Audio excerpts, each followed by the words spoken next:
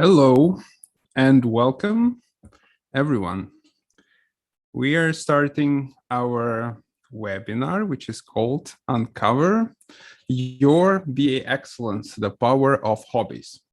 And when I said webinar, I meant panel discussion. Let me introduce myself. Okay, I see the chat is working. This is perfect. So let's greet everyone in the chat. Feel free to write whatever you wish. So my name is Kirillo, and I am a business analysis office director at a company called SoftServe. I have around 10 years of experience in the field of business analysis. I have worked on different projects, mostly complicated projects related to healthcare, real estate, investments, governmental platforms, etc. I am certified in the Open Group Architecture Framework, and am passionate about fostering SoftServe as the best place for business analysts, enhancing BA performance, and promoting and sharing BA knowledge all around the globe. So this is what we are going to do today.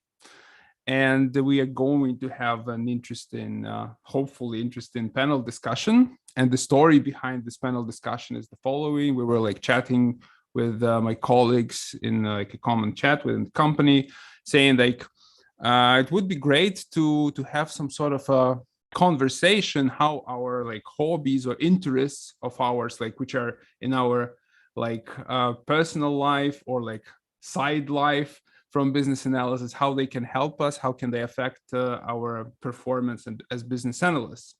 And we thought that it's going to be interesting to have this conversation with all of you. So we thought it could be a good panel, a topic for a panel discussion. And this is exactly what we are planning to do today. Okay, we have a lot of hellos and good evenings. Why don't you tell us where you're joining us from, which part of the world?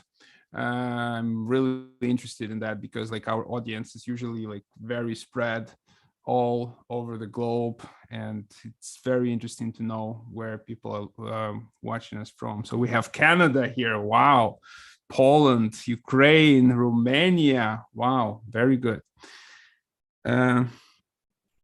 Okay, Odessa, Ukraine, Canada. Okay, a lot of people from Canada. What time is it in Canada? Hey, let's check if you're really from Canada. What time is it in Canada? Germany, United Kingdom. Wow, Kharkiv, great. Oh, 1 p.m. I thought it's early. All right. In my opinion, in Canada, it's always early because whenever I'm chatting with my colleagues from Canada, they're early in the morning. Mexico. Oh, wow. Very good. All right. So keep that coming. I will just have a few informational slides so we can give a possibility to everyone to join and start this panel discussion a bit, have a slow start to it. So a few words, just a few words about SoftServe. For those of you who don't know, it's the technology company specializing in consultancy services and software development. Basically, we're providing services in all possible fields with all possible technologies. I don't even want to read through that slide information. We have around 12,000 people in the company and around 460 business analysts spread across 12 countries. So you may see from the spread of our audience today that we have people visiting us from different countries, so that we have business analysts working in a lot of places. And the business analysis office in SoftServe was established in 2012. So we have a great history of developing this competence around our company. And apart from doing business analysis work on our projects, we also have some educational projects we're trying to share. As I said, I'm really passionate about sharing knowledge about business analysis. So we have some educational projects, and I'm just gonna briefly talk about those before we start. So first project or course that we have is a business analysis foundation course. This one is developed for those who wants to begin their journey in the world of business analysis, and they want to like know what business analysis is, learn how to and what to. And also for those who just started and want like to deepen their knowledge and structure their knowledge. So it's a very good course. We've been doing that for quite a long time. A lot of trainers are involved. The program, I really like that program, and I think we changed that like through the life cycle of this course. So we will start a new group in September, and this one will be in English. So we have this course. Sometimes we have the group in Ukrainian, but this time it's going to be in English. So if you're interested in that type of educational activity, you will have like a QR code which you can scan and see how you can get more information about that. Now, another very interesting course, arts and crafts, and I will talk about that in a bit more detail on the next slide. So I will just skip through that at this point. The other one that we have is a certification bootcamp. This is like a bootcamp for business analysts who want to prepare for IABA certifications such as ECBA, CCBA, or CBAP. So we have a very good and like of a high quality program of preparation for this certification. All of the trainers, of course, are certified with these certifications and provide our students with exceptional knowledge. And also, like, as you can see, all the courses are supported by IABA, and you can gain PDUs for participating in those courses, and you can see that the PDU numbers there on the slide. So this one we will start also in September, and there's another one, a new, let's say, new member of this company, 10 key techniques for product ownership analysts. So this one is also a very interesting one where we have like several workshops and like pretty practical workshops. And this course is designed for those who are looking to accelerate their skills in product ownership analysis. And it's kind of wrapped around the CPOA certification of IABA. It's not like the preparation or bootcamp or something like that, but all the techniques which will be practiced there are like part of the CPOA certification and the CPOA like guidelines. So this one we will start a bit later in November, but I think like the group which we just finished this course or in the middle of finishing that is pretty happy with the results. So let me check. Okay, it's 9 a.m. where I am, so that is Mexico. Okay, pretty early. Thank you for getting up and joining this webinar.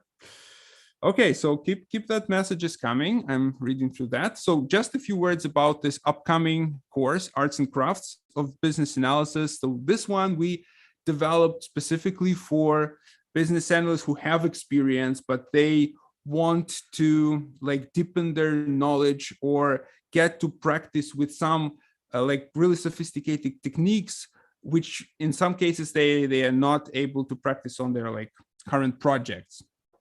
So usually we have two focuses on these courses, the innovation focus and the enterprise focus, and we'll have like each focus like once a year. So this is like once a year opportunity to get into this course, and the upcoming one will be enterprise focus. So that one is focused on the work on the enterprise projects, enterprise type projects where we have enterprise clients, big companies with complicated processes, etc.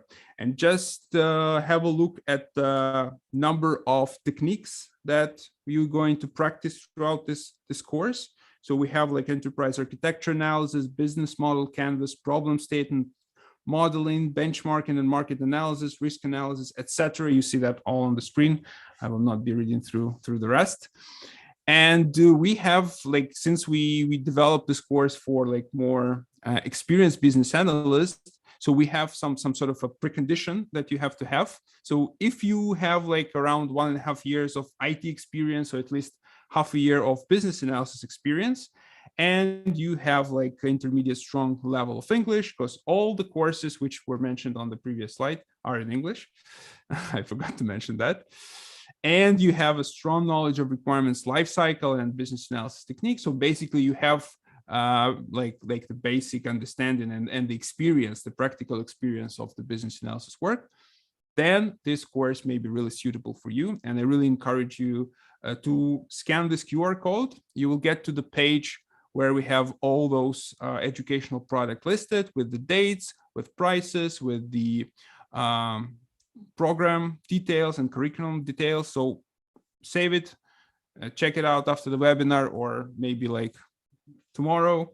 And if you're interested, I really suggest that you get this opportunity, because this course is like once a year. So it's in August. Okay, so enough of that. Let's get to the panel discussion. And before we get to that, I will, of course, introduce you to the panelists, which are my dear colleagues. So we will start with Roman. So Roman is business analyst at SoftServe. He has 5 years of experience in the field of business analysis. He has worked on projects in domains including enterprise, agility management and planning, fintech, real estate, and education. He is certified with IAB AAC certification, as well as with SAFE Agilist certification, and is very passionate about personal finance, investing, and books, probably about the subjects. So welcome. Roman Koszowski is our first panelist. Our second panelist will be Oksana Luzhna. She's also a business analyst at SoftServe. She has 5 years of experience in business analysis and in domains such as finance, manufacturing, enterprise project planning and management, education, and process optimization. She also is certified with IAB AAC and SAFE 5 and IC Agile, a lot of certificates, Oksana. Actively involved as a trainer, mentor, expert in people excellence project audit and research networks in SoftServe. This is our internal like tools for managing our excellence of our business analysts. And she's passionate about exploring new things, opportunities, and creating a positive impact in the world. Very good. And the last but not least, we have Katerina Liman. She has 3 years of experience in business analysis with a total of 8 years in IT. Expertise in domains such as healthcare, smart home devices, CRM and ERP systems, environmental ecology, and file sharing. Wow, I mean, we all have experience with file sharing, don't we? she has a certificate of IABA, CCBA certification, as well as a GCDL from Google. Actively involved as a trainer, mentor, and volunteer in Open Tech and charity crowdfunding platform. So Open Tech, this is our crowdsourcing platform of SoftServe. Also, you may Google that and check it out. What cool things they're doing. And she's fascinated with mountaineering, dancing, and culture. Okay, so hey guys, how you doing? Hey, thanks for the introduction. Really glad to be here today. Okay, that's great. All right. Nice to see so many people from multiple places around the world. Thanks for joining. Yeah, definitely. We have people like all over the world coming here, from Poland, from Mexico, from Ukraine, from Canada, from Germany. Yeah, that's amazing. Thank you for joining us today. So the way we're going to do this, I'm going to like show you the question up on the screen, and I'm going to ask you like to answer that question and to share your experience, and we're going to like discuss whatever you're going to talk about. So that's like the idea behind that panel discussion. And guys, you who are listening, please make sure you're putting your comments in the chat. So be active and like comment on whatever we're saying. Feel free to ask questions. So we have this opportunity with the Q&A box. So just put your questions there and we can like refer to them probably at the end of the session, but maybe if something like which is really on the spot, we will take it like immediately. And yeah, let's start. So, oops. the first question, I think we can start from a little bit of your background, right? So how did you start in business analysis? All of us have our own story of becoming a business analyst, and I'm sure no one is born a business analyst, right? So you have to somehow to arrive to this position. So let's start with Roman. Roman, what's your story? Yeah, I agree with you that everyone has unique path. For me, basically international relations and marketing was my first direction in professional life. I got my master's degree in international economics, and I was interested generally in global economy, finances, and trade from a young age. And then I grew from regular manager, overseeing some couple of brands and relations with them in a retail company, to the head of international relations and marketing department. So I was building a classic career in the import-export business and wasn't much aware of business analysis as such. But what's interesting, like looking back at that time, I wore the BA hat on that job in many ways. Trying to understand the business, researching the competitors, like attending some conferences, presenting, and generally helping with sort of digital strategy, because I was involved in marketing. We were trying to work with our own IT department and create more user-friendly content management system for keeping like the blog and newsletters up to date and everything. So gradually I was looking for new opportunities outside of that retail domain and learned a bit more about some good practices of project management, business analysis. I wasn't sure what's going to be better fit for me at the beginning, but I visited some thematic events over a couple of years, took several offline evening courses. You remember those pre-COVID days where we used to go to offline courses and study there. It was interesting. So yeah, like evening courses after my regular day job.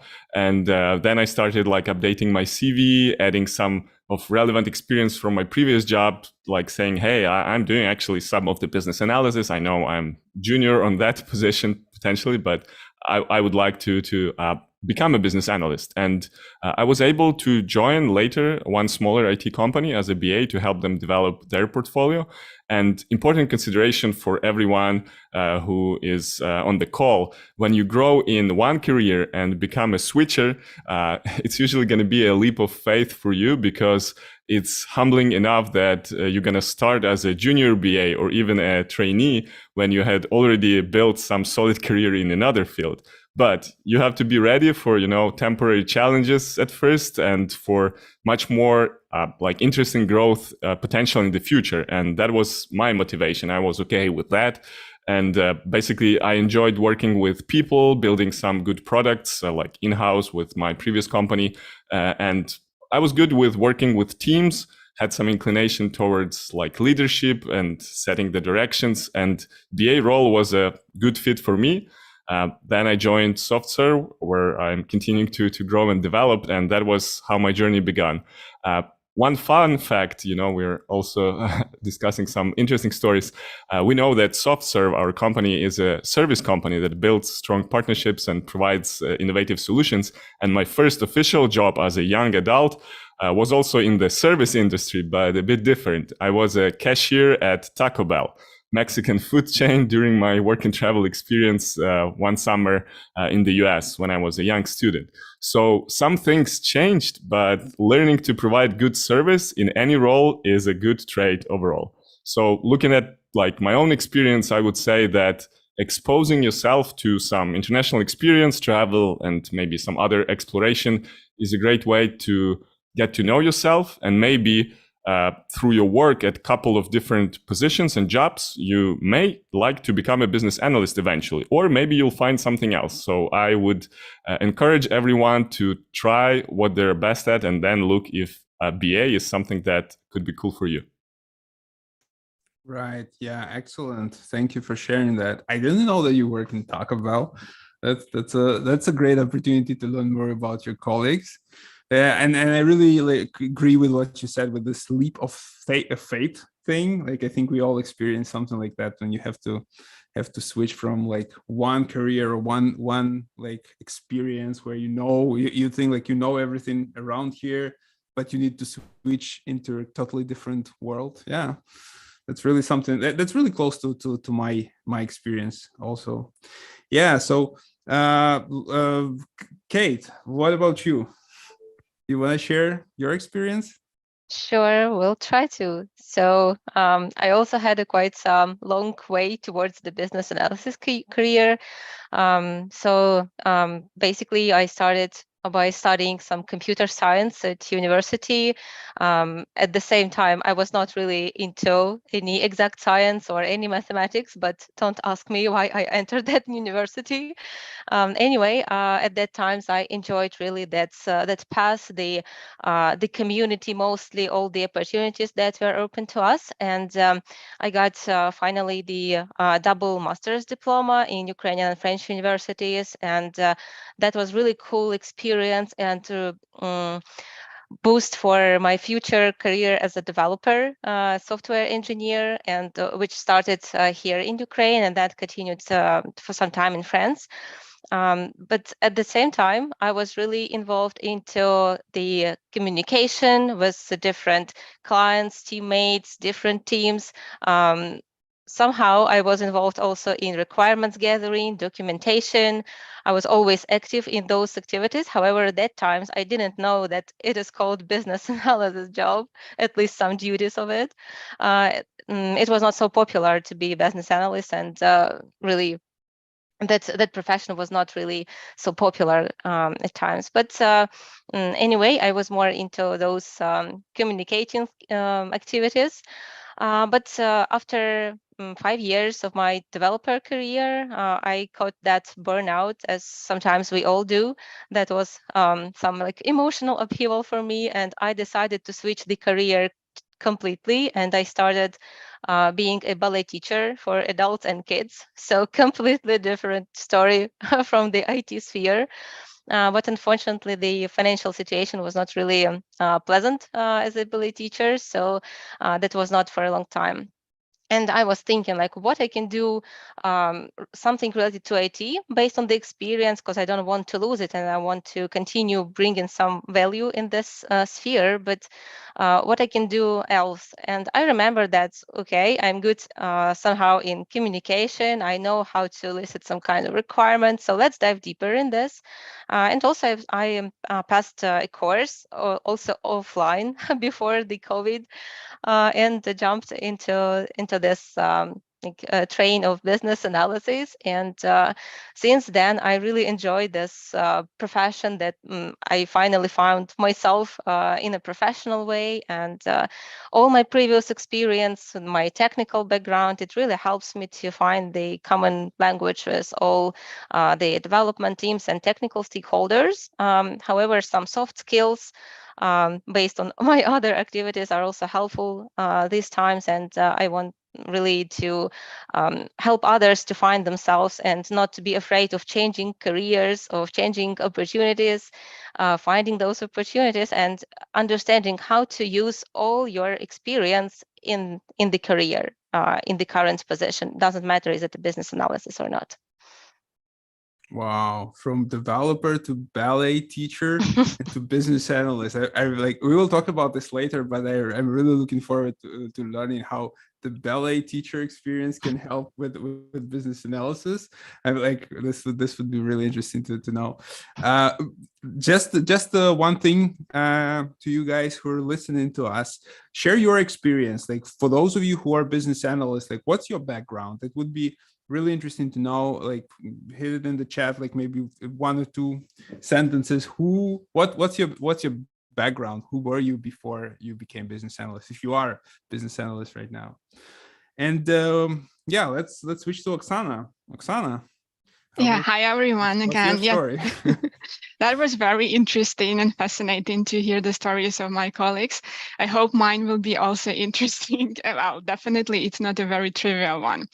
So how it all started, like I never thought that IT is my cup of tea or can ever be my cup of tea. I always thought it's boring and I'll be like never ever there. I always say that I have humanitarian background, so I have major in translation studies and linguistics, and I really love communication, culture, and teaching. So that was my passion and still is. But as we all grow, like circumstances change, we learn new things, we want to try new things. So like once I was offered a job in marketing, I think there was also a software company, and I got interested. But like I checked all the interview, like passed all the interview, prepared, explored more about the topic. But like then when I was to take the final decision, if I take the job or not, I thought, oh no, it's IT, that's boring. I don't want to spend my time in front of the computer. So I'm not taking that. So my first attempt to get into IT sphere and like slowly into business analysis, like was turned down by me. But then lots of my friends started switching into like IT sphere and then like into English schools and then into business analysis slowly. And they started telling me lots of interesting stuff. And like they also showed me example that that's possible, that you can actually change your career and that can be successful and that it is fascinating. And then IT is not boring and business analysis is not boring as well.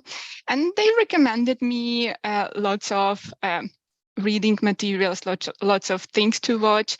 So first I was skeptical, but like since they told me lots of interesting stories, so I decided to explore. And like step by step, I was reading a bit about that. I thought, okay, well, I have some skills, but well, this is IT. I still think it's boring. And later in my life, I had the chance to like live in Seattle for 10 months. And Seattle is kind of an IT hub in US. So they have Amazon, Google offices, Facebook, Microsoft. And like while staying there, I had the chance to meet lots of people who actually work there. And also had the chance like to have some office visits and like see those people. And I saw like everyone who was working there, like they had sparkling eyes. They were so excited about the work they were doing. And like that what inspired me. And I thought, well, maybe I need to explore more. And IT is not that boring, and it should have something. Because like what drives me in life, this is like passion, and I see people who are passionate about what they were doing. So that's what motivated me. And when I came back, I actually took the idea of switching my career more seriously. So I started reading more, like watching more. And as well, I enrolled into the offline course that was pre-coronavirus time. That was amazing. I missed those times. And yeah, and then I started updating my CV, sending my CV to different companies. And a friend of mine who was already working in SoftServe, she recommended me. And then I got the chance to pass the interview. So I passed the interview and here I am. Happy that I switched my career. I can tell that IT is not boring, far from that. We have lots of fun here and interesting experience. So yeah, it helps me grow and it gives me joy and helps me to grow professionally and personally as well. So I think that's my story in brief. Wow, that's really interesting. Thank you for sharing. And I see we have like a lot of interesting like backgrounds in the chat. Like, let me quickly go through it. We have like advertising, business. We have English teacher background. We have background in sales. What really stood out was a mountain guide for 8 years. It was from Metro, and then started a BA position, system developer.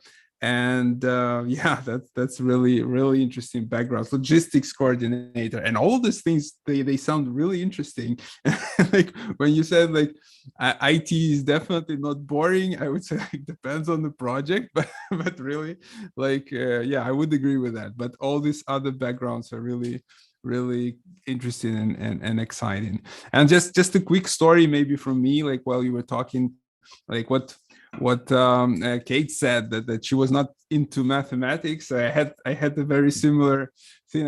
I hated maths like in school, but then somehow I got into university and there were still math there, and I hated that through university. And then like when I graduated, I somehow got with a job of like financial controller. So I had to work with math. And then like after that, when I switched into IT, and I thought, okay, finally I'm going to not work with formulas and with the stuff like that. And I got into a project where you have to like, they had like a finance module, and like the developers saying, yeah, okay, you need to give us formulas, we need to understand how to calculate that and this algorithms. And I was like, oh my god, like when I'm going to get rid of that. So that's like kind of my story. And then you know, that raised some memories in me, like your stories. So thanks for sharing, guys. Thanks for sharing in chat. That like we see a lot of interesting experience of yours. That's like historian. Wow, that's really diverse. So that actually proves that you can become a business analyst with like whatever background, right? That's definite. So let's go to the next question. I think we're ready. So the next one is it important to be interested not only in professional topics? And we want not just an answer yes or no, of course. We want you to elaborate on that, and like if yes, then the talk why is that important. And we're gonna start with Oksana on this one. Thank you, Kirill. I think I will not surprise you with the answer.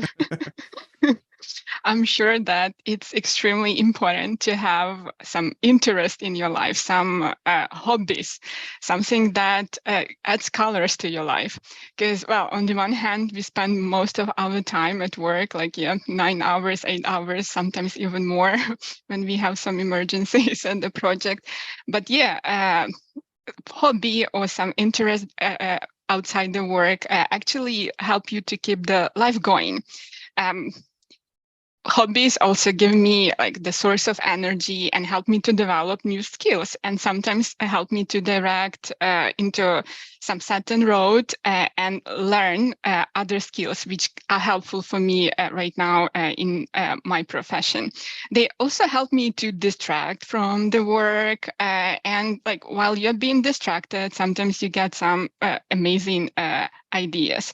And hobbies and interest, this is just an immense source of energy for me and helps to expand horizons. So that's the brief answer from me about the importance of interest, not only in the professional topics, because otherwise, like when you retire, there will be nothing for you to remember, no memories.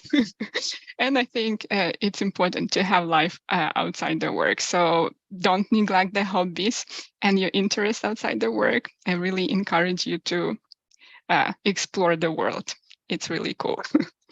Oh, definitely. Yeah, work is definitely not everything. Yeah, that's for sure. Thank you for that answer. And let's switch to Kate. Yeah, I totally agree with everything that Oksana said, and this is the essential thing to unwind for us sometimes from the computer, from work. And so what I wanted to add here, that's I recall that the best is born on the edge of several domains. So the same would be for skills and self-development. And I believe that these days in the modern world, there's like no chance to survive for you as a professional on that market and the competition that is currently present there. So if you would be interested only in professional topics, I believe that it's kind of like being in the vacuum all the time, and it's not the right way to do things and to win this race of competition. And our professionals, business analysts, it's really a great example because we are related somehow to different domains. So working on a project in IT in general, our clients or companies can be from absolutely different and diverse domains. And you need all the time to explore this world, different topics, new subjects, and this where the professionalism growth. And Also, I remember recently it was mentioned in the BA Trends webinar held by IABA that in 2023, the underlying competencies are becoming essential for you as a specialist, as well as being an energetic person, have some leadership and coaching skills. So everything related more to soft skills rather than just our knowledge and experience. And maybe these days knowledge is really accessible to everyone, and not forget to mention some AI stuff that can do some routine work. So we have to be ahead and unleash our human-only advantages to be really great professionals and to bring the value to our customers, to the world, maybe even. So why not combining some useful things with enjoyable? I mean, hobbies then can boost our personalities. They can really encourage us to be more active, more open-minded, and that's why all those hobbies and side interests are really important for our professional growth. Okay, thank you. Thank you for sharing. Yeah, I definitely agree with that. And also the great point about AI and human advantages. That's like, I think this is a very hot topic these days. So yeah, I definitely agree with that. Roman, what are your thoughts on the subject? May you like disagree with, Yeah, I would not be super original, and as Oksana said, maybe you will not be impressed with my answer, or at least not surprised, but I agree with the colleagues that basically, in some way, we shouldn't be only work-oriented because, like in my opinion and looking from the experience, it's crucial for every individual not to be tied only to their job title or particular work they do or job description. We today heard a lot of stories like, hey, we did a lot of things in the role of somebody, even without a title or something. And it's important to explore that because otherwise, if you just tied to some strict job or description or something, it could become like long-lasting lie or a trap in your mid-career when you would need to change something. And for this, we can just ask ourselves, like, what value do I have outside of my job? What else do I like to do that brings joy to me or people around me? And hobbies in some way can definitely help with that. Some of my whys of having some hobbies and doing something else. First of all, relieving stress. So for example, meditation or hiking. In my case, it could be also like weight training and some cardio.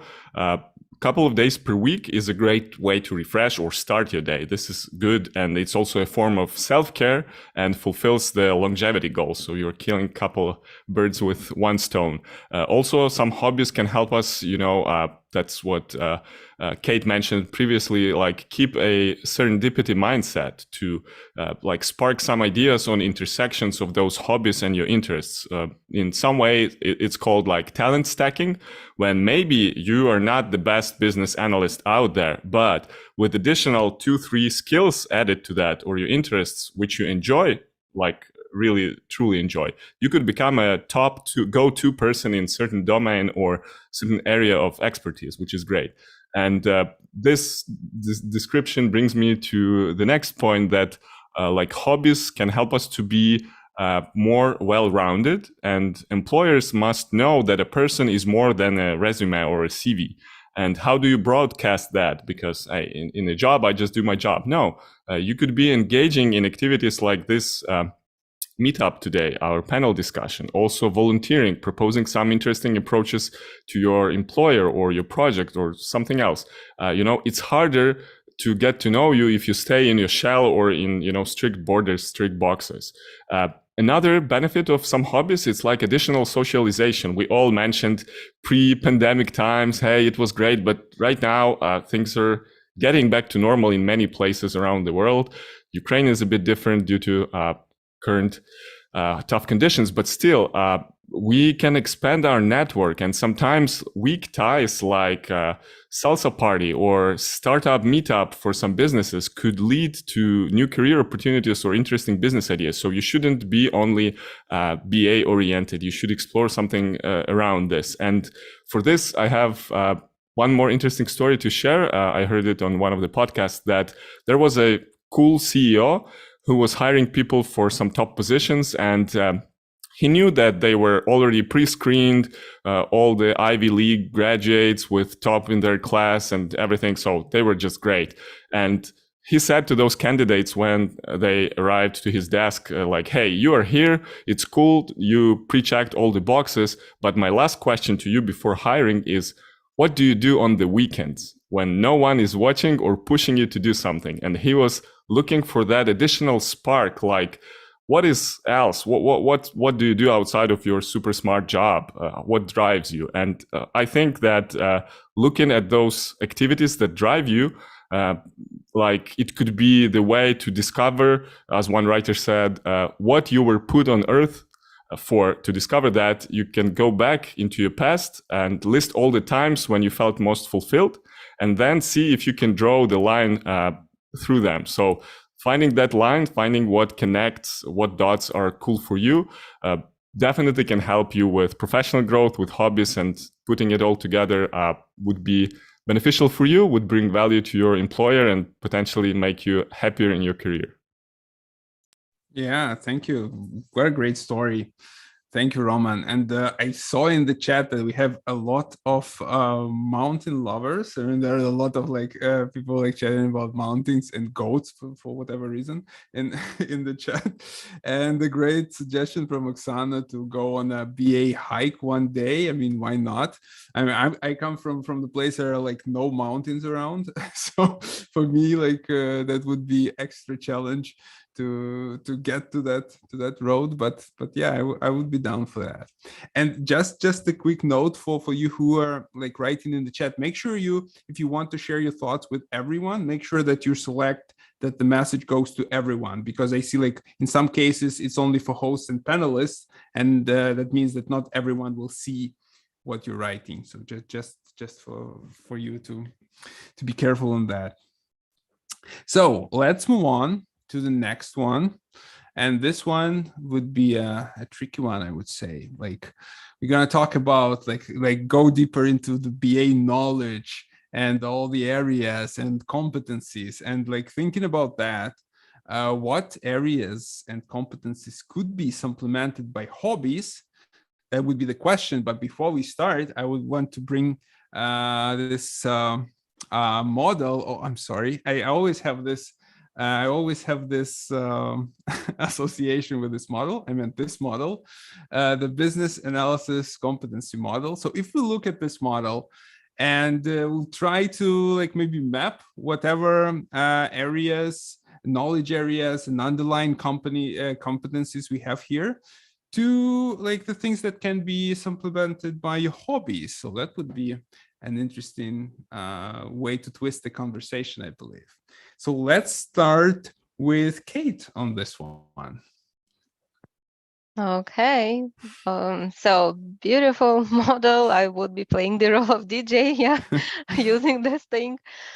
I would start probably with one of the knowledge areas that is mostly I don't know, used is not the right word, but just that we do all the time, the elicitation and collaboration, my favorite one. I believe that can be boosted by almost any hobby that we can think of. Firstly, let's take the first part of it, elicitation. So imagine that we would start any kind of a new hobby, a new interest, just any new experience for us, even just a one-time thing. So it may require from us to explore this topic first, to read something about it, to ask our friends, so what was your experience? Have you ever done this? What was it? So how do I need to prepare? Maybe we would find some, I don't know, read historical facts or just Google something about it, find some celebrities or professionals in the area, maybe some blogger profiles in Instagram, just to look how it looks like. That may be a great example to understand, like, from how to approach a topic from different perspectives, how to find as much information as possible. And that would be great skill to develop when you have to tackle some issues or new projects, new initiatives at your work. the same thing. So looking for new people, new information, investigating, Googling, trying, asking friends, colleagues, etc. So that would be a great thing, just trying more and more in our real life, even outside of the work. And as for the second part of this knowledge area, collaboration, I would refer to that example that is really beloved by all participants, the mountains and hiking. So usually we are not doing this alone. Of course, it's possible to do some free solo activities, but usually it is some kind of group activity, and you are going to mountains with a group or with an organization, company, or your friends. And this is the biggest challenge, to deal with some obstacles, challenges, but in the group, because you are all the time in the same place, and sometimes even in extreme conditions. And it requires highly developed collaboration skills to find some compromises, to help each other and try to get to that common goal, as we all know the collaboration aims to. So that was, I believe, the really nice example of how to boost the knowledge area. And as for, let's look at some underlying competencies. Same this example with mountains, because I'm really into hiking and mountaineering as well, even some kind of alpinism. So for me, it boosts really our problem-solving skills, because in extreme conditions, we sometimes need to react in a matter of seconds, make those really important decisions in the matter like death or life or something like this. So it helps us to consider all available facts at this moment, not to hurt anyone's feelings, and to make the best decision at this very point. So that would be a great thing, I believe, to train the problem solving and decision making skills. And for other activities, I believe it's everything where we have to be responsible for something, even not related to extreme hobbies, but doing something in a group, like playing, I don't know, music in a band, or preparing some other courses, or anything else that might require some analytical thinking to analyze everything, to gather as much information as possible, to make it interesting for other people, for ourselves, etc. So I believe that all hobbies may bring value to those points. Okay, yeah, I agree with that. Thank you. Before we get to our next panelist, let me read one of the comments in the chat, like from Yuri. He said, on the other hand, how to focus more on your responsibilities and tasks. With time, people become more and more interested in everything at the same time, but not on your main job. Dealing with that will be the call of the future. Like maybe it in some time we will have this problem, how to focus on your main job with all that diversity and everything. But that may be something which we can take like to the next session, like how to be focused on the main job and some of the efficiency techniques. And by the way, guys, why don't you share like in the chat, like what are your thoughts on like what hobbies could supplement, like what knowledge areas and underlying competencies. And another like side quest to all the mountain lovers, like why don't you share like what's the highest mountain you've been to, like the in meters or like the feet? I don't know who measures in what, but I'm more used to meters, the metric system. So like what's the highest a peak, is that the proper word? Yeah, or a summit you've been to? So that would be interesting to know. And yeah, just before we get, I'll just something that reminded of interesting story I heard about hobbies. Like we were like sitting together with some project managers, and like one of them was sharing like he's really fond of motorcycles and he likes to do like to ride the motorcycle at the high speed. And the other one asked him, like, do you have like in your team, do you have like another project manager who can like replace you in like just in case? He says, yeah, I have. Oh, okay, that's fine. Like he were doing like a risk management at this point, like knowing that this guy is fond of racing, etc. All right, so let's ask Oksana. Yeah, thank you, about Karela. the competencies. Yeah, so that was one of the challenging questions when we were discussing that topic and the topic for the panel discussion. But I really love to explore into that. And when first I didn't know how that's possible.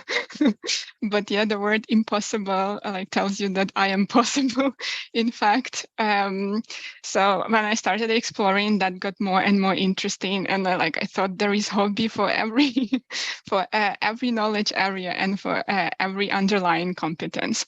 But what I chose for the discussion today, from the knowledge area, that's business analysis, planning and monitoring area, that sounds very, very serious, but retrospectively thinking, it seems to me that we are developing these skills every day, and you even don't need to have a hobby to develop that, because we always plan, we need to monitor something, and it's just out there in our life, and that can nicely complement our business analyst skills.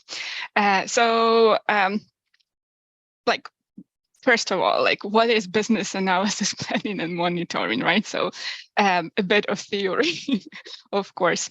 This is the knowledge area, yes, which describes the tasks that business analysis professionals perform in order to organize, coordinate efforts of business analysis professionals and their stakeholders.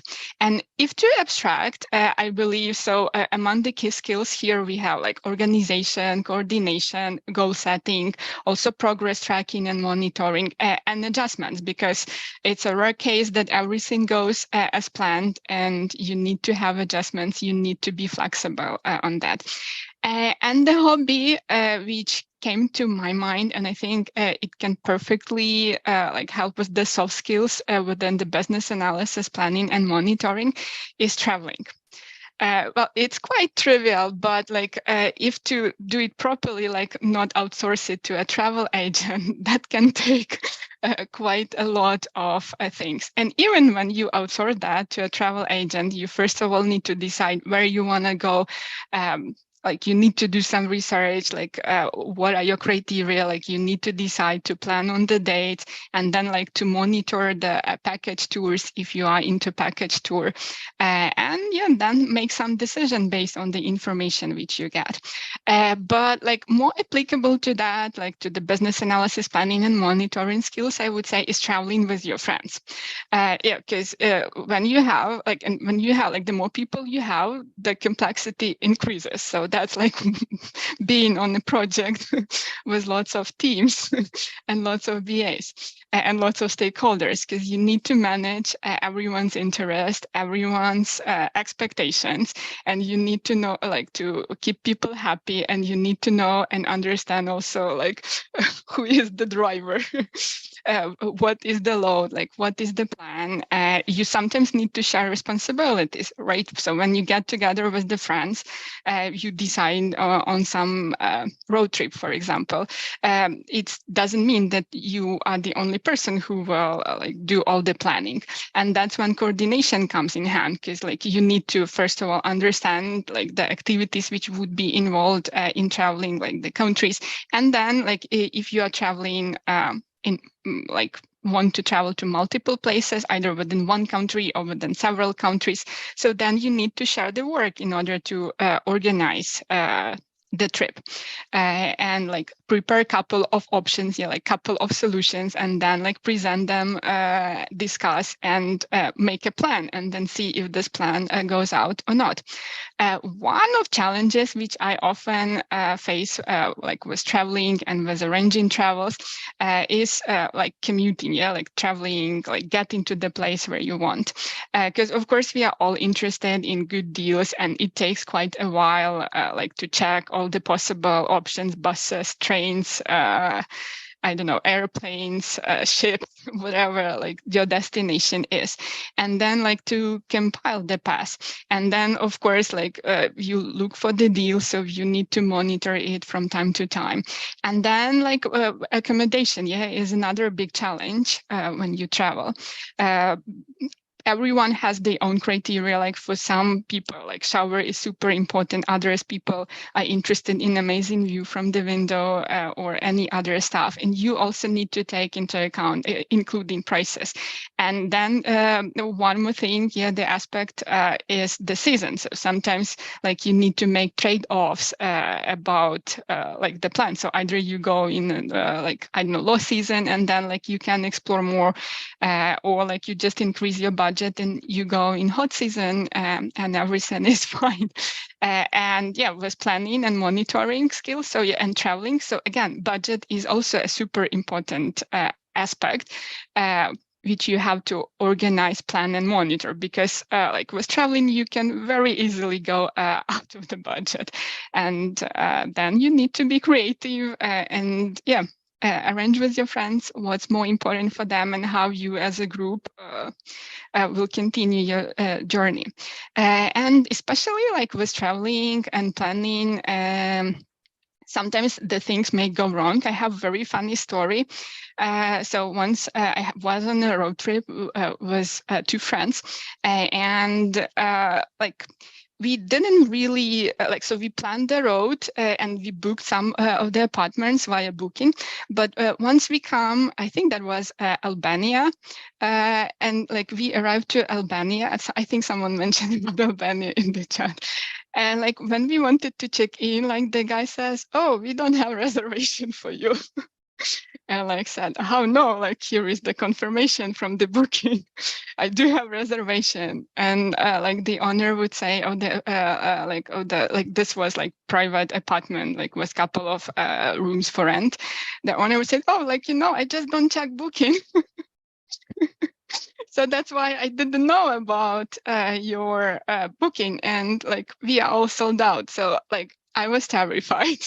And though, I mean, we had plans, so we arranged for everything, but that was the case when I had to make adjustments. So we just connected to Wi-Fi and looked for some different options, and we ended up in a different city. So we monitor the trip, but then there are adjustments which we need to make. Also with business analysis, planning, and monitoring, a good skill which comes to my mind are all the hobbies that challenge you. So once I decided to that I have a wish to swim across Bosphorus. So there is a very cool Bosphorus swimming race. But at that time, like I was not able to swim very well. But that was a dream. And I decided like swim on the boat or swim like swim. With... So there wow. Oh my God. So that was a crazy idea I had, the crazy dream. And it took me lots of planning and monitoring for myself. Because like, first of all, I had to explore whether that's feasible or not. I made some friends like who did that. So I knew that's possible. Then I was thinking like, how to do that, like how to plan this pass. So like whether I can do it myself. I thought, no, no way. The other options were like joining a swimming club or like taking up a coach. I ended up with going to a swimming club, and then like I was checking and monitoring my skills. Because I think within first 2 months, I could hardly swim across the swimming pool, like 50 meters, but like with hard work, with more efforts, with more planning. So I was planning extra classes, and like I was dedicated to that. I was doing so. I introduced a new routine into my schedule.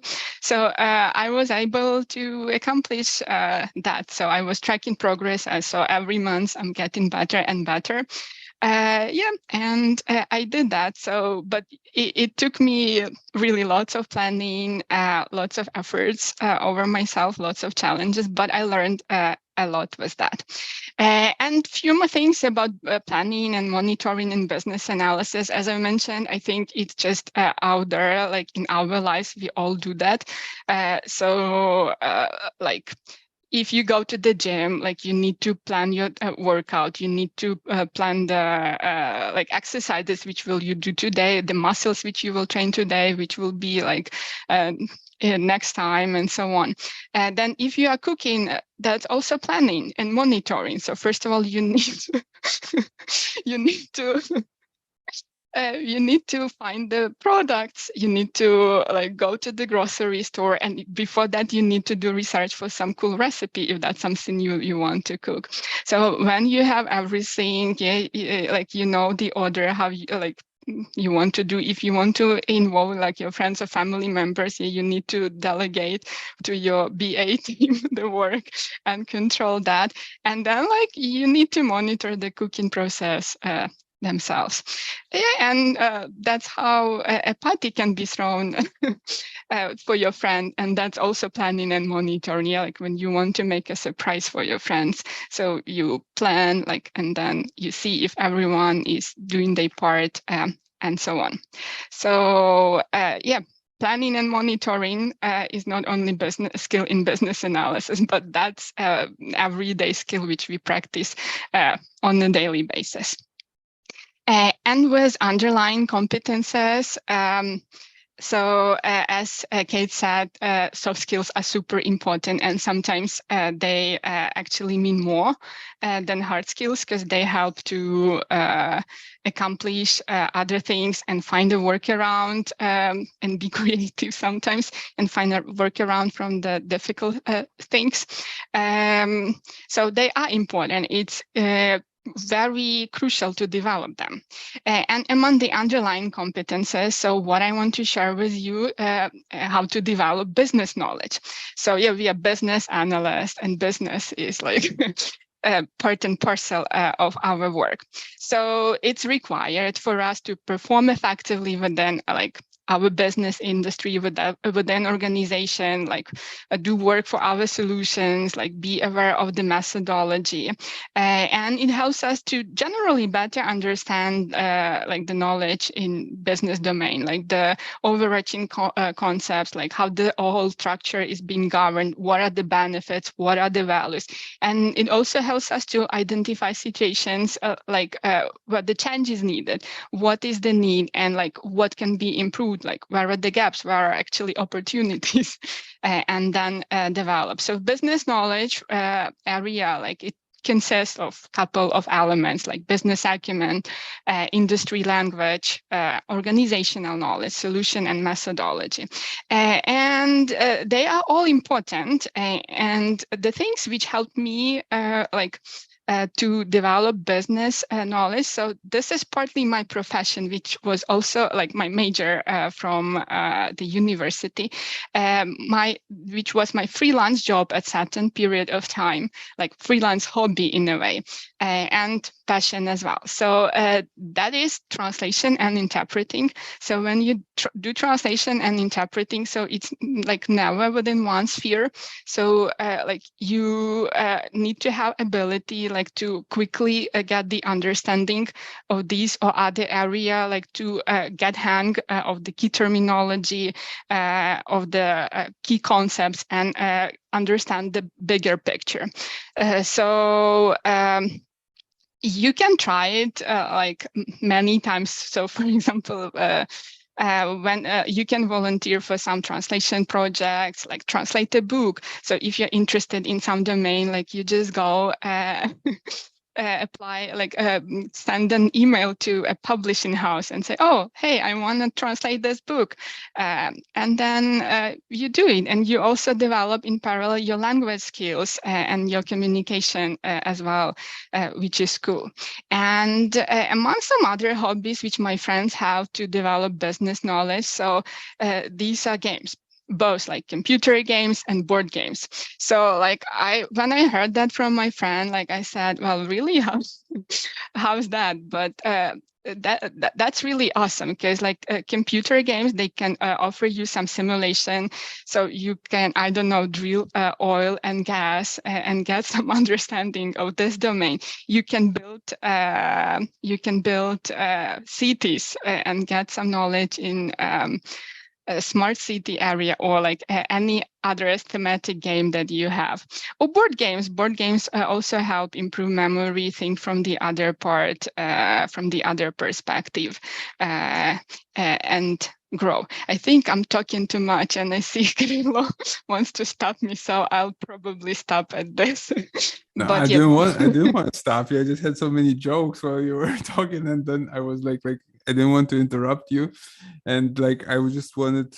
Yeah, that's a great point about the board games. I mean, like with Monopoly, you can learn about taxes and stuff, right? And about cooking, I wanted to add that it's not only like planning and monitoring; it's also solution evaluation. Tell that my mom. and when you're cooking like for a big family, you have to fight scope creep as well. Yeah, because everyone like wants their own thing. Like, yeah, can you cook me this? And I want this, but with a different like flavor and stuff. So yeah, like a lot of great stories, and I'm still like under impression from that story about like swimming across Bosphorus. That's like, I really love that we started this panel discussion, because you can learn a lot about your colleagues. I would never thought that you would, but you did that, right? I did that. I didn't believe that I did that. But I did. Wow. I'll tell a bit more with the next question about it. Okay. And we have like really like cool audience today with very diverse experience. And I'm just also like reading through the chat, and I was amazed with like the things that you did, guys. And like I think Mitro won our like unofficial mounting competition with Kilimanjaro. But also like Katerina was on Kazbek, and we had like Mariana on Tupkal in Morocco. I was not aware about that one, but yeah, what do I know? So, all right, so let's switch to Roman. Yeah, Roman, you've waited patiently, so I think you had something to say about that. Thanks. I like to look at these circles as like wheels of fortune. You can roll them and select whatever you like. So if we look at the two of those, if you look at the left one on the knowledge areas, you guys mentioned before the solution evaluation for cooking, but I was targeting that from a bit different direction. And for example, what could be there? This could be some person that's interested in sports or measuring your body parameters, or maybe tracking your money or something similar. Like Oksana mentioned, tracking her progress towards a big swim. You could be also evaluating some other parameters. And as for me, like I have a big drive towards quantification and tracking progress results. So I wanted to speak more about this knowledge area in particular. What could be done? Like solution evaluation actually is a area for business analysts that help them to assess the performance and value delivered by some solution or enterprise, and then also not only assess but recommend some removal of barriers or additional like hints on how to improve some solution or whatever you're working on. And if we go back to the hobbies, I just wanted to review several of techniques that could be supplemented by something else you do outside of your BA job. So in this area, in solution evaluation, what we could do as business analysts, for example, the first one is benchmarking and market analysis. So you're defining some measures and they're like acceptable levels. It could be like using various products. It's a bonus because you know some pros and cons. For example, I don't know, you're listening to meditation apps. And if you know about them, this is your competitive advantage to compare how other apps compare and stack. So this could be totally outside, but making this benchmarking is a part of the job you could do for solution evaluation. Focus groups, working with some people. So this is more about the subjective assessments or insights on solution performance. Maybe you're good at grouping people or helping to define some key characteristics. We spoke about AI. Sometimes it helps you with big data analysis, but if BA knows how to group things, how to label, tag things. It's important because it gives you more insights in your daily job. Also, speaking about like metrics and KPIs, Kirilo and other panelists mentioned about, hey, we do not like math, but we were involved in it anyways. It could be measuring solution performance. For example, you could start with setting your personal goals in several areas outside of your job. Maybe drawing some projections into the future with spreadsheets or other programs for your money or for your, professional certifications, other goals. This is also a metric and KPI, and also a part of solution evaluation that can then be applied in your daily work. And another one that I like, one of our participants in the chat mentioned the modeling and prototyping. So basically prototyping is putting something forward and not being afraid that, hey, maybe it's just back of a napkin prototype or something. You're collecting the feedback, and solution evaluation is also about the feedback. Sometimes you're evaluating something that's not done yet, but would cover some needs of the end users. And what hobbies help with that? For example, maybe you're interested in an art or making your own music or drawing some pictures, and the act that you're not afraid to put it out to the world outside, like either sell it somewhere or just share your picture or music on the Facebook. It's also, it's humbling, it's scary sometimes, but it's teaching you as a business analyst also not to be afraid to show something that's not super done, super cooked yet. So those are the hobbies on that side. If we look at the right wheel, which is underlying competencies, I wanted to mention interaction skills. Those are basically the skills that help business analysts to enhance their ability to relate, cooperate, and communicate with different kinds of people, like executives, sponsors, colleagues, team members, developers, other stakeholders. And like in my case, one of those hobbies that helped me is the podcasting and preparing to the interviews. This is my hobby, both to listen and create podcasts. Maybe you can see it also by my microphone here, but basically when I'm doing some preparation on the guest or something, I'm making a research. So I want to treat that person right, understand what are their motivations and stuff. So this is also applicable in my daily job when we're doing some stakeholder analysis or assessing where each person in our team is on the, influence, importance scale or something else. And this is a practical skill that could be applied because like core competencies here include facilitation, leadership, influencing, teamwork, negotiation, and conflict resolution, and more.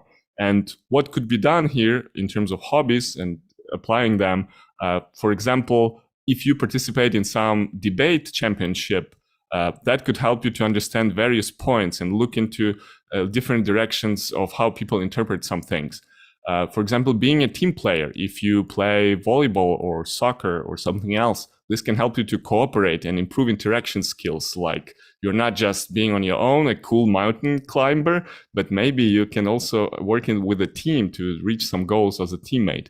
And also this facilitation and influencing, if you are, for example, writing your blog post or creating a podcast or something, when you engage with interesting people to understand them, you try to capture their unique style, how they communicate, what they like, what they don't like, to draw insights and, elicit the best from them. And this helps in daily job as well, because this is like a big learning machine. From every different stakeholder without interaction, we can learn and apply that to daily work. As a bonus section, if we look in the middle, this is not on any of the wheels of fortune, but those are also interesting topics for BAs to learn. Information technology, IT, we all work in IT or will be working with IT if we like it or not. And you could be a geek that loves some part of IT or loves some devices, or maybe you work on IoT project. Or, for example, as Katarina mentioned, you could have a more developer-like or more technical background before switching to BA. This is also important to know IT. This is where many projects are built in this area. And switching from technical role is a valid path towards financial analysis. And one final idea, if you're looking at all of this, listening to all of the hobbies and like, wow, this is so much stuff. What should I do? What should I focus on? I would encourage you to look for your strength, both personal and professional ones, and see if they could be applied in some areas of daily work, either if you're a business analyst or not yet. So some assessments I recommend to look at are Clifton Strength. You can find both the book and the assessment. It's very interesting. It shows you different areas. What are your strengths and what are your weaknesses? Caliper test that we do here at SoftServe. It also can show you what are your top things and what are you worse at. You can do some personality tests that are more like widespread, and also there is a VIA character strength test that can help you just to see, hey, what am I good at? What naturally is closer to me? Am I more a math person? Or in case of Oksana, I'm good with communication and interpretation. And then this could also help you to shape your BA path, because some of us would be more technical, some of us would be more talking and people oriented. And this is all great. This is all the spectrum of BAs. And that's why we are discussing all of this today. Thanks. Wow, thank you, Roman. Can you put the names of those tests in the chat, maybe? So yeah, I will. People can use that. And like when you mentioned that the Wheels of Fortune, like Ricardo here was talking about cycling, and I thought it also looks like a bicycle if you like look at it from the side. So this IABA that did this model, but it like looks at like so many other things than just the business analysis competency model. Yeah, everyone can find something there. Really, and you know, if you look like another thought, like looks like a binoculars as well. So like a lot of different like you can use that maybe as a part of business analysis, like business analyst interview. Like, what do you see on this picture? Like this type of test, like a Rorschach test or something. All right. So we have the last question, and let's get to that. So tell us about a few hobbies that helped you in your BA career. So we like touched upon several hobbies already, but I'm really looking forward into like several interesting stories about like the hobbies that you have and how it helped you like to advance in your BA career. And let's continue with Roman for this one. Yeah, thank you. I put some of those in the chat. Maybe colleagues could duplicate that to YouTube translation as well. Looking at the hobbies, we already discussed a lot of them, but what I think when I'm considering the hobbies in my life and assessing what I'm doing, what I'm dropping, is that basically, first of all, those hobbies can help with managing the mental and physical well-being and also keeping the balance. And the balance for everybody is different. And nowadays, it actually pays to invest in this, constant discipline of reinventing yourself during your career, because we work in conditions where it's possible that we'll change direction and titles at least 4-8 times per our career. And it's actually good to consider the quality of transferability aspect of your skills, hobbies and interests. And maybe we're not going to be BAs for all of our remaining lives, and it's also okay. And personally, I like one metaphor that I borrowed from one deep thinker named Yuval Harari, and he says that education in the previous ages was like building a stone house with deep foundation and strong big walls. It was in the past, but nowadays it's more like a flexible tent that you should be able to pick up, fold, and move to another location easily and quickly, depending on the life circumstances, market changes, or whatever happens, and you need to move. So we should be more flexible. Looking at some of my hobbies, for example, reading and audiobooks, they usually help me to constantly explore and not to get stuck on some ideas or thoughts. Like in my daily work as BA, this helps to keep learning mindset and be open to new domains and challenges. Some BAs are like specialists in one domain. In my experience, I worked with multiple domains, so being open-minded is great, and books, audiobooks, podcasts help with that for sure to just keep wider perspective on the world. And I try to keep interesting notes and share my book recommendations regularly. This is also like act of writing, synthesizing information, and distilling and exchanging the ideas with friends and colleagues is fun. So this hobby helps me a lot. Another area that I enjoy truly is decision-making and behavior finances. This led me to dig deeper into why people make certain choices and understand like intrinsic motivations.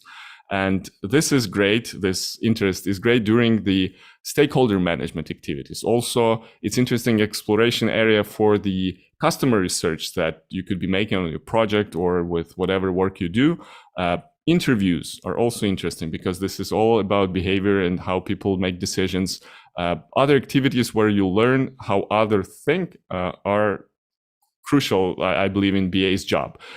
All of this, when you're like assessing your own judgment, looking at other people, it helps you to be more humble and be less opinionated about some things that you don't agree with or something. Because when you're more open-minded toward other possibilities in work, you can look differently at those wireframes, jobs to be done, or what the actual need of the customer is. We sometimes jump into solutions, but when you are learning the behavior and understand the why underneath some judgments, you can then help to propose better solutions, I believe.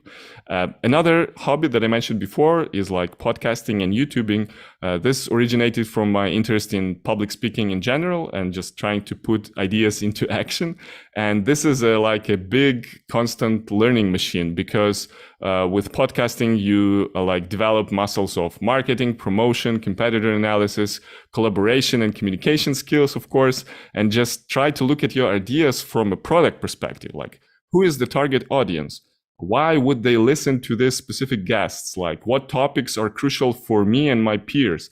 And then this is transferable to whatever product you develop as a business analyst. Who's going to use that? Why? What's the purpose? What are the jobs? Why is it different from competitors? And like my interest in investing, finances, and new technologies in general brought me to like my own startup, a fintech product where we help people to track their wealth and investments and plan for their future goals. And all these different experiences, from smaller to bigger ones, they really drive like my understanding of particular problems. And then I can use it even with like enterprise level clients, or on the next call when I'm facing the angry customer about some bug or defect. All of this, I mean, we shouldn't underestimate small and big things we learn from around us, and they can definitely help in our work. And I believe that for whatever you do, whatever you like, the actionable mindset is crucial. You should bias toward action because some things you're going to do will flop, but we need to take the shots. Do not be so risk averse. I observe this in jobs. I observe this in investing. People are like, no, I'm going to stay safe. This is great. But we are all, a lot of us are business analysts here. And I like to say we shouldn't stop at this analysis paralysis phase, like changing the job or doing something new. We overthink, overanalyze. This is bad. Sometimes we have to just start and do some stuff. And I like one good saying about that it's a lot easier to steer a moving ship than a stationary ship. So sitting in the dock can get boring, and we'd better go and try new things around us. So that's what my colleagues and I encourage you to do today. Explore your hobbies, understand where you bring the most value. Don't be that ship in the dock, be that ship with interesting ideas, where to go next, where to travel, and look for ways that would benefit you and people around you. So this is my take on the hobbies. Wow, Roman, beautiful. Stay with us. We have a question for you from Olga. Which is easier to do, business analysis for a customer or for your own startup? It's a tricky one. In my case, if I would compare the domain areas that I work right now as a business analyst for the company for my startup, startup is a bit easier because I have additional domain knowledge and practical experience in investing. So for me, understanding the problems of customers and how to track their pains is a bit easier, but this is just comparing the domains. Actually, on the project, if you're deep into the area of knowledge and you understand customers better, that could be easier. For me right now, my pet project is a bit easier because it's smaller in scale and I understand the needs a bit better. For my larger project at work, I would say it's much more diverse and you need to dig deeper into every area before you would call it a successful business analysis or even an elicitation session. But it's cool because this is different. As I mentioned before, from all angles, small and big, we can learn something. So you shouldn't put emphasis only, oh, if this is enterprise level experience, this is great. Even with your small pet projects, this is interesting because it could bring you a lot of knowledge from other sides which you cannot explore at your main job. Okay, thank you. And I really love the thought that you mentioned about being less opinionated, like for the BA is also a very important thing. I've even noted that down for me, because it can be really challenging sometimes, to step back from your opinion and really hear what like your stakeholders from the project has to say about the project. All right, so let's give a word or a stage to Oksana. Thank Oksana, you. Yeah. More interesting stories from you, I hope. Well, there are some, but I think we are pressed by time, so I'll try to be very brief. All right. Well, and I'll keep some stories for the next time. One thing, like Roman mentioned about the shape in the dog, that like you need to be active.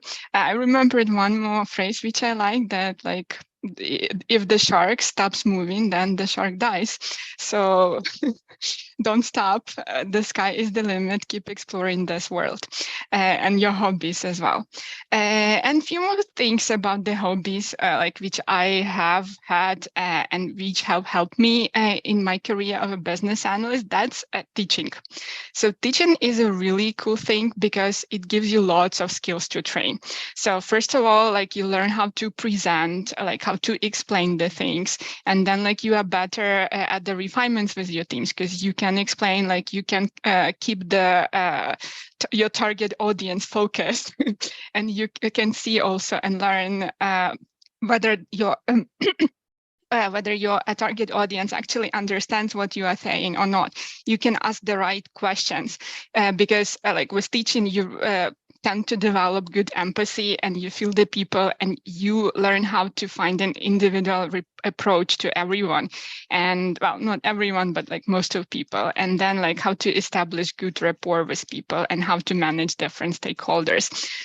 This is invaluable. And of course, planning is like when you develop a course, when you develop a lecture, like you need to think about topics, you do research, like you explore and you learn a lot of things. With interpreting and translation, a lot helped me in communication spheres, because I had the chance like to communicate with people of different levels, of different walks of life. And it taught me like how to communicate with everyone, how to break the ice, and like how to understand needs of people.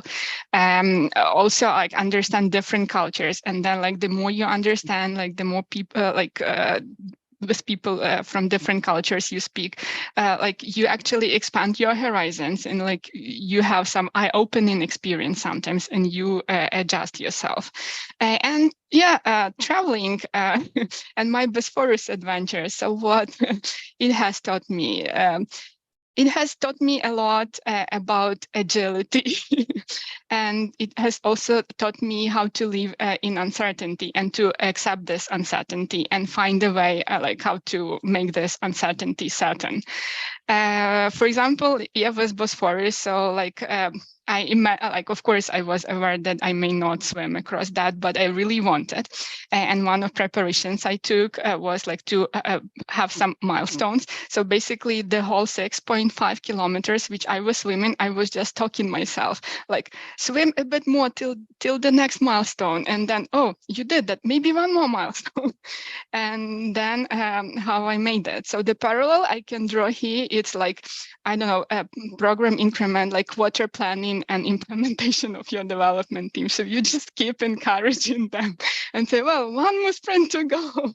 Yeah, this is uncertain, but yeah, let's try to do this. We'll learn something else, and then we move on. So yeah, we like live in this VUCA world, like a world of uncertainty and like different conditions, and we need to navigate there. and that's really a cool thing, like traveling and challenging yourself with your hobbies, how to stay open-minded and how to progress and improve every day. And someone asked a question about like how to focus on the task. So the recommendation, I cannot get distracted for other things for your hobbies. So what I can advise, just like find a hobby which you like, make it your work, and enjoy your life till the end of your day. And I hope there are many days to come. Yeah, so that's my story, my hobbies. And yeah, when you love what you do, it's just enjoyable and you don't want to get distracted to other things. So good luck. Okay. Did you say 6.5 kilometers? Yeah, Carol, I'll send you the link. Well, it's with the God. current. I'm still It's a really cool I'm challenge. really impressed. I'm really Thank you. impressed. All right, so yeah, so we're really like almost out of time. So that's the last question for today, and we have one more panelist, which is Katerina. So Katerina, please, what's your take on that? Yeah, I believe that should be quite short one. Basically, I have similar experience that Oksana and Roman mentioned, that if you have some challenging hobbies, that you need to plan everything, set milestones, and get this done. So I had pretty much the same experience with mountaineering and summiting the Kazbek mountain, as I mentioned in the chat.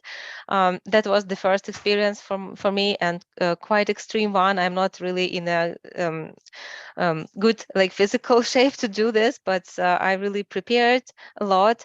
And same, sometimes we do not those mountaineering skills, but some rock climbing with my husband. And for me, it gets a lot of fear to go up on the rope, and this fear of falling down, because basically you understand that you won't, but still the fear is present and you need to deal with it all the time. So mentally it's really hard work that helps sometimes in our daily life, and when tackling some challenging projects or difficult clients. So when something is scary, you just continue doing this regardless of any negative thought that you may have, any nerves that's tremble, and you just understand, okay, here's the problem, I need to do this anyway. I would imagine that stuff, or I will deal this way. So just trying to solve the problem in the very second when it happens.